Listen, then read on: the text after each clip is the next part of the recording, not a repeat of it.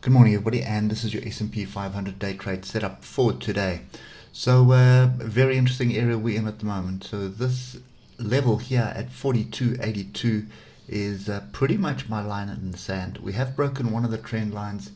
Obviously, there is a much bigger trend line that needs to break. But let's just talk about a bit of hindsight here. So, there was a previous trend down, broke through, tested once, tested twice, bounced off it, and then if we line that up, that is our next trend line. So, bigger picture, we are in a downtrend. We are trending to the downside. The moving averages are very far apart. That also indicates a relatively strong trend that we're in, and that trend is down. But this is an interesting area here. There was a lot of support here, and if we can get above it and hold it, there is merit for starting to look for a reversal. Another key thing on the 3 hour, double bottom on the 3 hour this week. And what I need to do is just bring in another level here. So right where price is now is the neckline of the double bottom. However, I don't like the way that it's exhaustion bar onto that level, and then we're just slowly drifting sideways. Oscillators grouping to an area which is just indicating danger. There is a little bit of structure higher up, but look at the weekly lows here from last week. So this is definitely going to be a zone that you need to pay attention to. Last area is pretty much the low of last week, right over there. So that's the zone we're in. We need to clear it. Once we've cleared it, then I would suspect we're looking for 43.54. The trend is still down on the 3 hour as well, so that's the direction we need to be playing in. Things start changing on the hour. We do have a crossover, but we've had a crossover before last week, didn't really materialize, and I've got too many lines on there. That's where we want them. So we'll talk about those three levels now. Oscillators, look at the oscillators groups, the upside indicating we need to be careful. And the way that they're drifting now is looking like a crossover far apart, and that is bullish. So for me at the moment, what's going on here during the Asian session is not something we want to be paying attention to. We just want to look for a decent level. Now, make this chart really messy this morning, so bear with me.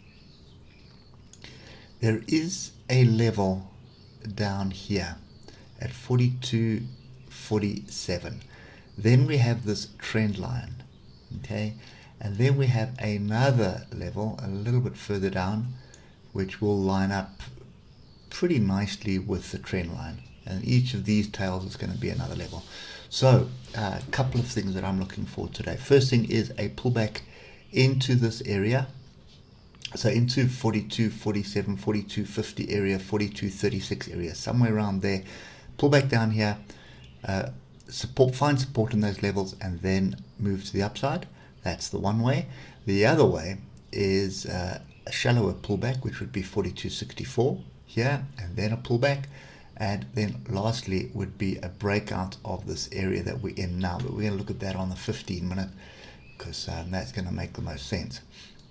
So 50-minute crossover here, moving averages far apart, so the trend is pretty strong on the 15-minute. So break and retest of 42.82 should bring 4300 into play. I think a bounce of 4300 back onto support, which would be somewhere in this area, would offer another opportunity to be long. So those are the two scenarios at the moment. So break of this pattern that's forming now, it is a bit of a wedge, bit of a range. It's kind of, how do I put it? It's pretty much up and down, up and down. Could be a double top forming as well, but there and there. But if it is a double top, it's a shallow pullback into the area that I'm looking for. A deeper pullback down here at 43.36 area is definitely something worth watching for, to pile in. So I think from a long-term portfolio, definitely starting to scale back in.